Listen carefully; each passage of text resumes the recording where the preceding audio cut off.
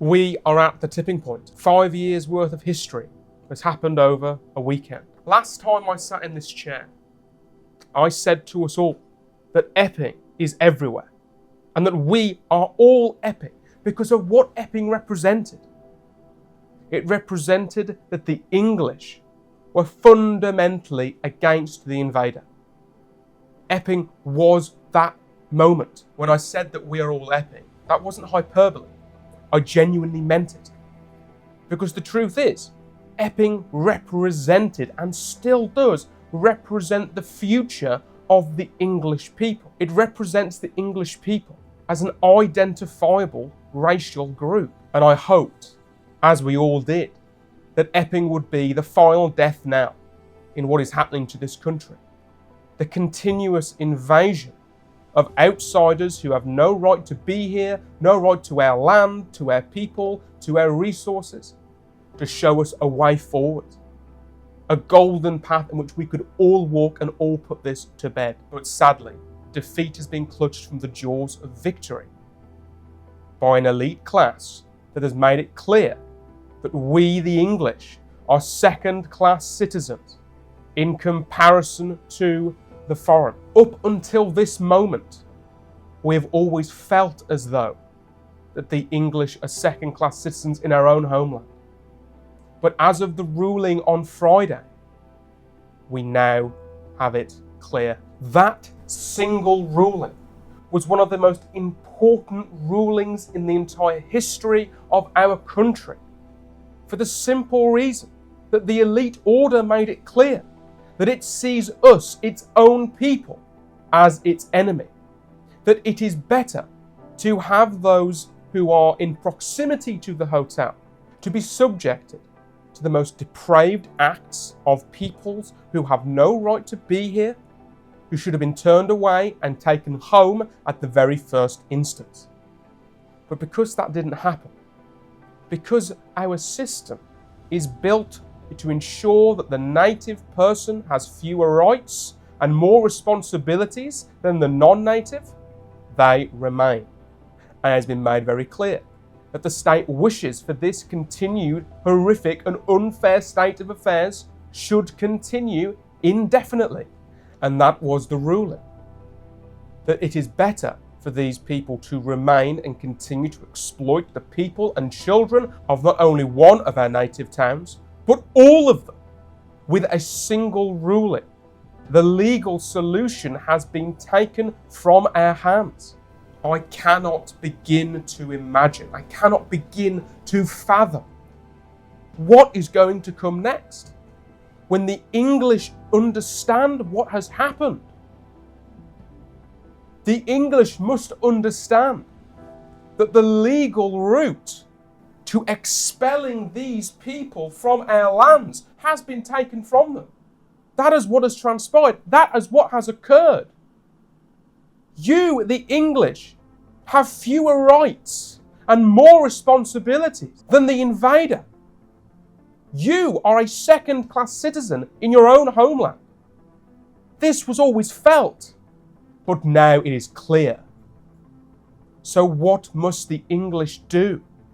What can the English do? Now that this vital and important tool has now been totally taken from them? I don't know. I don't know. Because if they can take the legal solution from us, how easily can they take the political solution from us? And this is the thought that is going on across the minds of every single awake English person in this country. There is much talk of civil war in this country, but I've never liked the term civil war. Civil war is a war against our own peoples. But we are not at war with our own peoples. We are at war with the foreign and the treacherous. We must come to terms with the fact that civility will not be at stake. It is our tribe that is at stake. The English people, our tribe. So if there is to be a conflict in this country, it will not be a civil conflict, it will be a tribal conflict. The only hope that I can hold on to is the fact that time is on our side. Our greatest enemy is the treachery of those who believe in the liberal world order, or as we know them as the boomer. It is the boomer generation that has accepted the narrative of our post-war consensus so fully, so completely, that they are willing to abandon everything that has made this country great in the first place. Homogeneity of our people, the desire to continually grow and overcome challenge, having a religious, spiritual experience, all has been cast aside, all has been sacrificed in order for them to have their infinite cruises, in order for them to put their parents in institutions, in care homes, because they wish to shed everything that could connect them to pain or suffering. That is the boomer. That is the post-war consensus generation. And it is these people that we have to blame for where we find ourselves. So why am I hopeful? Because they're getting old and they are dying. And soon they will be irrelevant. And in the vacuum that their deaths and irrelevancy will create, we, the Zoomer generation, will take the reins of power, and we will do whatever it takes, in whatever way it takes, to seize control. Because we understand what is going to take place if nothing changes.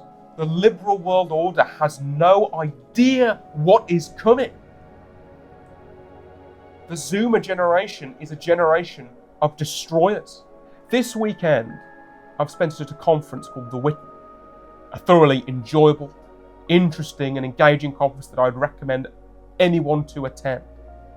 And one thing has become clear in all of those talks that I've had the pleasure of witnessing, is that we truly are in a cycle. That our experience and our lives and our history is cyclical.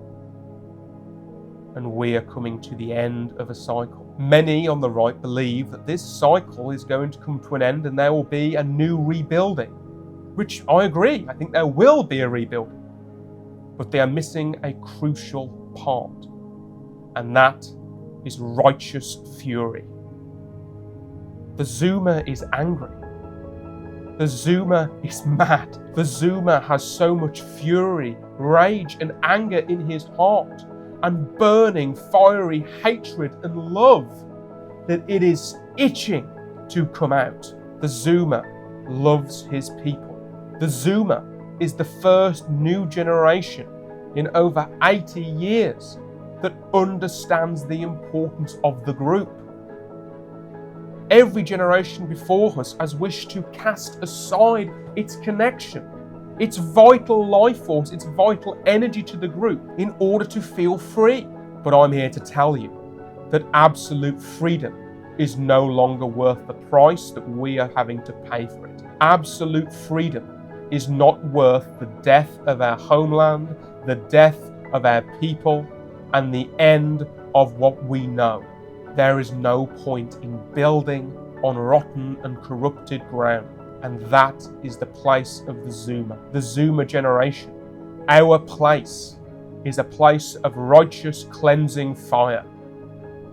That is our destiny, and we cannot run from it. The Zoomer generation must no longer run from our role. We will be known as the great destroyers, those who enacted righteous vengeance and righteous fury on those who put us in this very situation. The liberal elite have no idea what is coming. They cannot fathom the anger, fury, vengeance that the Zoomer is going to enact. They cannot possibly comprehend it because they do not believe they have done anything wrong.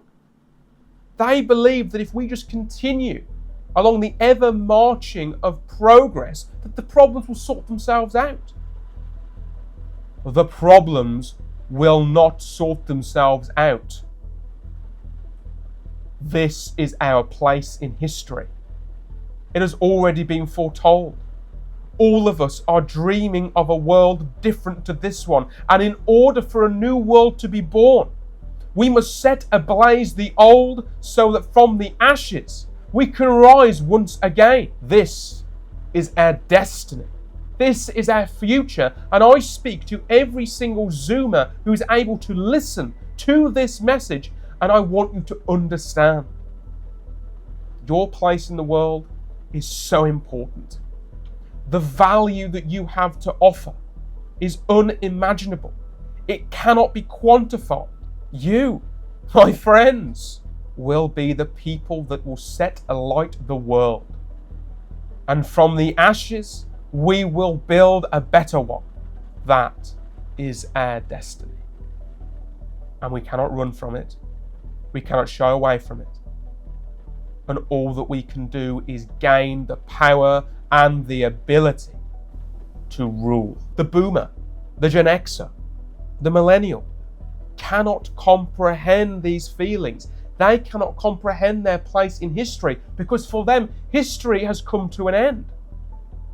The majority of these people have embraced the liberal order, that history has ended, that globalism is everywhere, and that the continuous march of progress is inevitable. That the globo homo communist elite will get their way and we will continue to march on into a one world government. But they forgot one thing. Progress is never eternal. There would always be a generation of people who say no, who understand the line must be drawn here with us. That we have decided that not a single generation after us, after ours, will experience the horrors that we have. We have made that choice. We have made that decision, and we must embrace our destiny as a generation, that we are the people that will enact righteous fury and vengeance on all of those that have chosen the path of harm against our people. Allow me now to make one thing very clear. I do not call for a violent revolution or a civil war or a tribal war. I believe that a violent uprising now in this moment could be the very worst thing that could take place for our people. We've already seen that our state is becoming more authoritarian as each day passes. And the reason this is the case is because they understand what is to come.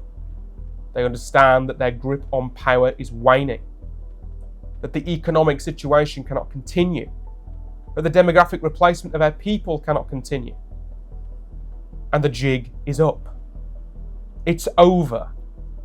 We're importing over 1 million people a year and GDP is not growing because more people is not more good.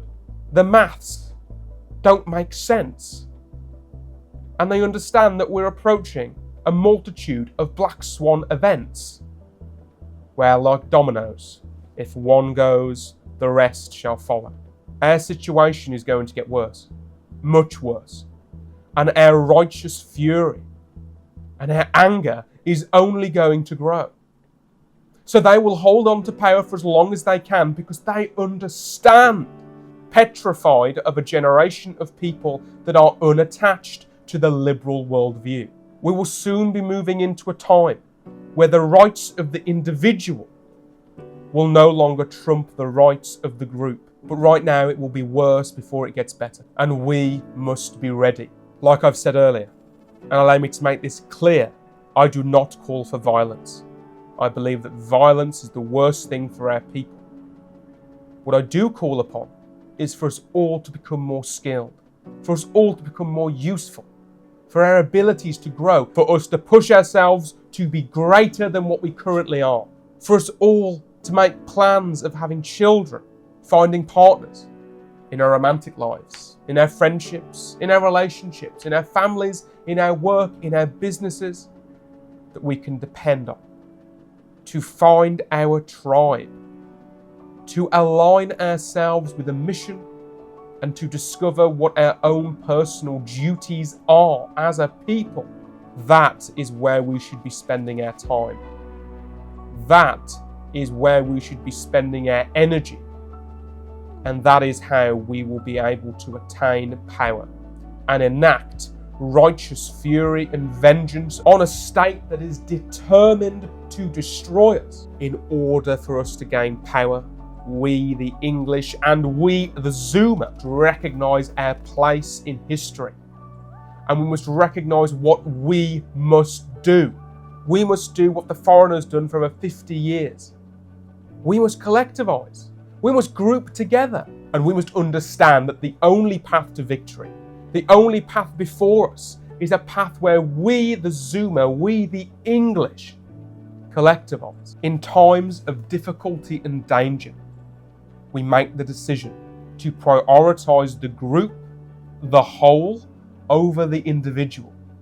And we must understand that that time is now. That time is here.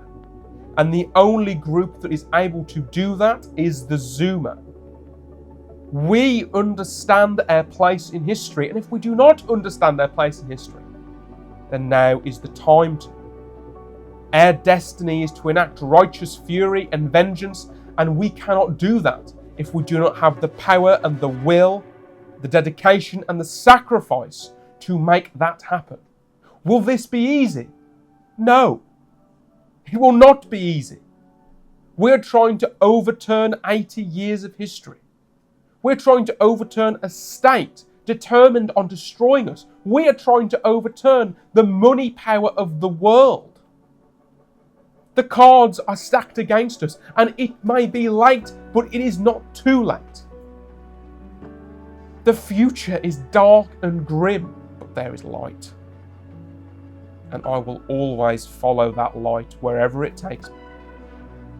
I will sacrifice whatever I need to sacrifice to make that future a reality. A future where our people are prioritised, where my grandchildren are able to play and love and exist in a country and in a nation that values them over any other. That is the future that I see.